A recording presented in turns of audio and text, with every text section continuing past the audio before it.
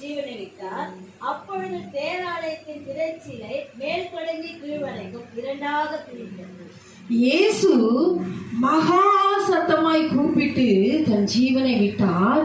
அப்பொழுது தேவாலயத்தின் திரைச்சீலை கீழே, ஒருவேளை கீழே இருந்து மேல கிழிஞ்சிருந்தா யாரோ கிழிச்சிருப்பாங்கன்னு சொல்லியிருப்பாங்க.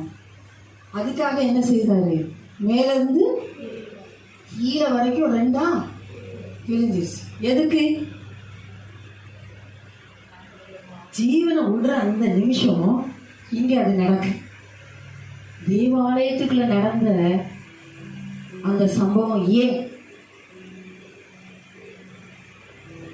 நோ மீடியேட்டர், உனக்கு எனக்கு யாருமே இடையில வேண்டாம். நான் தங்குகிற ஆலயமாக உங்களுடைய இருதயத்தை தேவன் தெரிந்து கொண்டார். ஹல்லேலூயா.